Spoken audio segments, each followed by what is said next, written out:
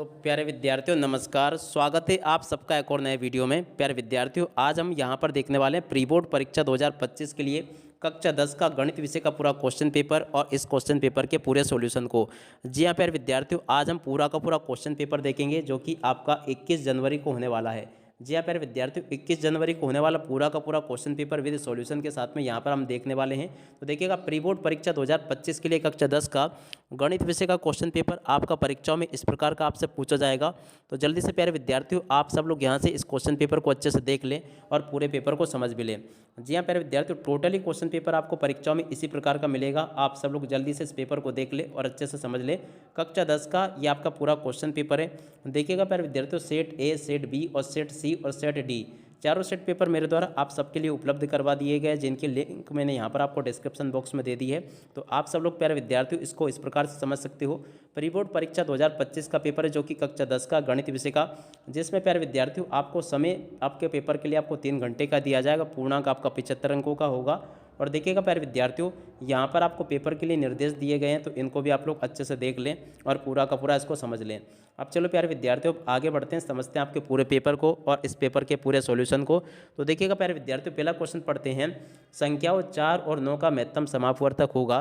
तो देखो प्यारे विद्यार्थियों, इसका राइट आंसर आपका आ जाएगा 1। अगला क्वेश्चन, यदि किसी द्विबाहु बहुपद ax square plus b x plus c बराबर 0 के शून्यक अल्फा और बीटा हो तो अल्फा प्लस बीटा का मान। जी यहाँ प्यारे विद्यार्थियों, यहाँ से आपको अल्फा प्लस बीटा का मान बताना। तो देखो प्यारे विद्यार्थियों, ये आपका आ जाएगा -b/a। और अगला क्वेश्चन पढ़ते हैं। रैखिक समीकरण जो दे रखा है इसका कोई हल नहीं होने की आपको वो बताना है।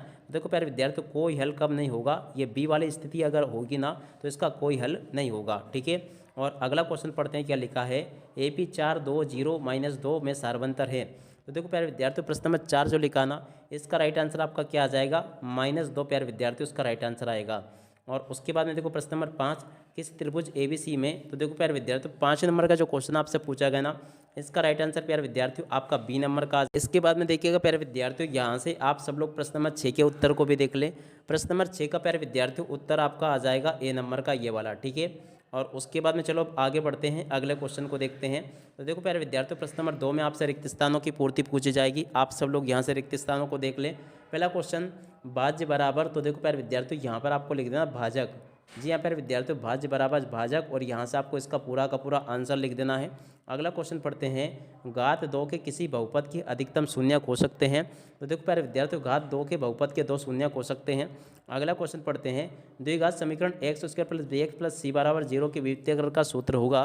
तो देखो प्यारे विद्यार्थियों, ये हो जाएगा आपका बी स्क्वायर -4ac, इसका राइट आंसर आ जाएगा, ठीक है। और अब अगला क्वेश्चन पढ़ते हैं। समानता श्रेणी का nवां पद। तो देखो प्यारे विद्यार्थियों, nवें पद के लिए यहाँ पर आपको सूत्र लिखना होगा an बराबर a प्लस, और इसके बाद में आपको लिखना होगा an -1 × d, इसका राइट आंसर होगा, ठीक है। अगला क्वेश्चन पढ़ते हैं, क्या लिखा है। वे सभी आकृतियाँ जिनकी आकार समान हो परंतु आवश्यक रूप से अमाप समान न हो, ये कहलाती है। तो देखो प्यारे विद्यार्थियों, इनको क्या कहते हैं, यहाँ से आपको लिख देना है समरूप आकृतियाँ, इनको कहते हैं। तो यहाँ से आपको समरूप आकृतियाँ लिख देना है। बिंदु 4 0 अक्ष पर स्थित है। तो देखो प्यारे विद्यार्थियों, बिंदु 4 0 किस अक्ष पर स्थित है। तो देखो यहाँ से आपको लिख देना एस एक्स अक्ष पर स्थित है, ठीक है।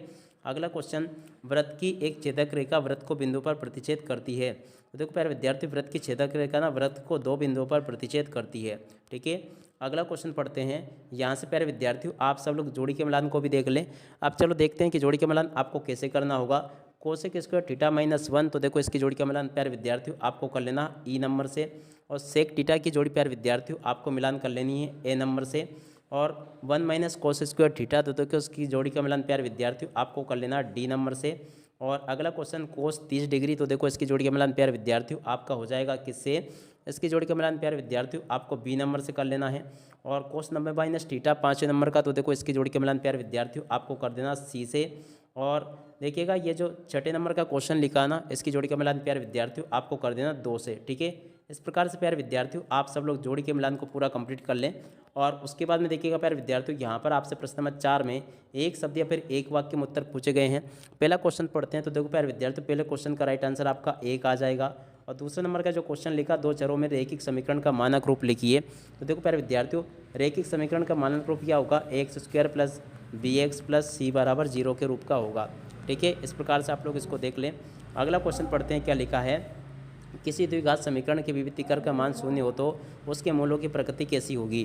तो देखो प्यारे विद्यार्थियों, प्रश्न नंबर 3 जो लिखा है ना, इसका राइट आंसर आप सब लोग देख लें, मूल वास्तविक और बराबर होंगे, इसका राइट आंसर होगा। ठीक है, अगला क्वेश्चन, वृत्त की परिधि का सूत्र लिखना। तो देखो प्यारे विद्यार्थियों, वृत्त की परिधि का सूत्र होगा 2πr। और उसके बाद में देखो अगला क्वेश्चन, शंकु की आयतन का सूत्र आपको लिखना। तो देखो प्यारे विद्यार्थियों, शंकु के आयतन का सूत्र क्या आ जाएगा, यहाँ से आपको लिखना 1/3। और उसके बाद में देखो प्यारे विद्यार्थियों, πr/2h इसका राइट आंसर होगा। ठीक है, और अब अगला क्वेश्चन पढ़ लेते हैं। ये क्वेश्चन लिखा है 3 3 4 5 5 का समांतर माध्य क्या होगा। तो देखो प्यारे विद्यार्थियों, इसका समांतर माध्य जो होगा ना 4 आ जाएगा। ठीक है, अगला क्वेश्चन पढ़ते हैं, ये जो कि आपको दिया गया प्रश्न नंबर 7, किसी निश्चित घटना की प्रायिकता का मान कितना होगा। तो देखो प्यारे विद्यार्थियों, ये होता है 1। तो यहाँ से प्यारे विद्यार्थियों आप सब लोग इस प्रकार से देख लें। और आगे प्यारे विद्यार्थियों, आपके पेपर में क्वेश्चन इस प्रकार से पूछे जाएंगे। प्रश्न नंबर 5 में प्यारे विद्यार्थियों आपसे सत्य असत्य पूछे जाएंगे। सत्य असत्य में पहला क्वेश्चन, 2 धनात्मक पूर्णांक ए और बी दिए रहने पर ऐसी अद्वितीय पूर्ण संख्या है। तो देखो प्यारे विद्यार्थियों, इसका राइट आंसर आपको क्या लिख देना, सत्य। और वृत्त का क्षेत्रफल 2πr² है, जहाँ r वृत्त की त्रिज्या है। तो देखो प्यारे विद्यार्थियों, ये भी आपका क्या हो जाएगा, असत्य। और गोले का संपूर्ण पृष्ठीय क्षेत्रफल 2πr² होता है, जहाँ r गोले की त्रिज्या। तो देखो प्यारे विद्यार्थियों, तीसरे नंबर का क्वेश्चन जो लिखा ना, ये भी आपका असत्य हो जाएगा। चौथा क्वेश्चन, माध्यक बहुलक एवं माध्य के मध्य संबंध होता है। तो देखो प्यारे विद्यार्थियों, यहाँ से आपको क्या करना है, प्रश्न नंबर 4 जो लिखा ना प्यारे विद्यार्थियों, ये भी आपका क्या हो जाएगा, असत्य हो जाएगा। किसी वृत्त की अनंत स्पर्श रेखाएं हो सकती है। तो देखो प्यारे विद्यार्थियों, ये भी आपका सत्य होगा। और अगला क्वेश्चन, यदि किसी घटना की प्रायिकता P है तो इसका राइट आंसर प्यारे विद्यार्थियों देखिएगा, ये भी आपका असत्य होगा। देख सकते हो प्यारे विद्यार्थियों, यहाँ तक के सभी क्वेश्चन के आंसर बता दिए। बाकी आपका पेपर प्यारे विद्यार्थियों परीक्षाओं में इस प्रकार से पूछा जा रहा है। आप सब लोग प्यारे विद्यार्थियों इन क्वेश्चन के आंसर को देख ले और पूरे पेपर को समझ भी ले। टोटली यहाँ तक का पूरा पेपर प्यारे विद्यार्थियों आपको मैं बता चुका हूँ। उम्मीद करता हूँ कि पूरा का पूरा यहाँ तक का क्वेश्चन पेपर प्यारे विद्यार्थियों आपको अच्छी प्रकार से समझ में आ गया होगा। तो आप सब लोग प्यारे विद्यार्थियों यहाँ तक के पूरे पेपर को देख लें और अच्छी प्रकार से प्यारे विद्यार्थियों इस पेपर को समझ भी लें। A to Z प्यारे विद्यार्थियों पूरा का पूरा पेपर मैं यहाँ से आपको बता चुका हूँ। कुछ क्वेश्चंस प्यारे विद्यार्थियों आपको ये दिए गए हैं, तो आप सब लोग इन क्वेश्चन को भी देख लें और इनके आंसर को भी समझ लें। A to Z प्यारे विद्यार्थियों पूरा का पूरा पेपर मैं यहाँ से आपको बता चुका हूँ। उम्मीद करता हूँ कि पूरा का पूरा प्यारे विद्यार्थियों आपको पेपर अच्छे प्रकार से यहाँ तक का समझ में ज़रूर आ गया होगा। इन सभी क्वेश्चन के आंसर को आप लोग अच्छे प्रकार से देख लें और इन सभी के क्वेश्चन के आंसर को आप लोग समझ भी लें। और देखिएगा प्यारे विद्यार्थियों, यहाँ से आप लोग माध्य ज्ञात करना जरूर सीख लें, क्योंकि ये इस प्रकार का सवाल बिल्कुल आपके पेपर में परीक्षा में आपको देखने को मिलेगा।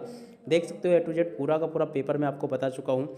माध्य और बहुलक बिल्कुल आपको सीख लेना, क्योंकि ये देखिएगा बिल्कुल आपके पेपर में परीक्षा में इस प्रकार के सवाल पूछे जाएंगे। उम्मीद करता हूँ कि प्यारे विद्यार्थियों आपको पूरा का पूरा पेपर ये अच्छी प्रकार से समझ में जरूर आ गया होगा। देख सकते हो पूरा का पूरा क्वेश्चन पेपर प्यारे विद्यार्थियों यहाँ से मैं आपको बता चुका हूँ। अब इसी के साथ में प्यारे विद्यार्थियों इस वीडियो को यहीं पर पूरा करते हैं। नमस्कार, जय हिंद, जय भारत।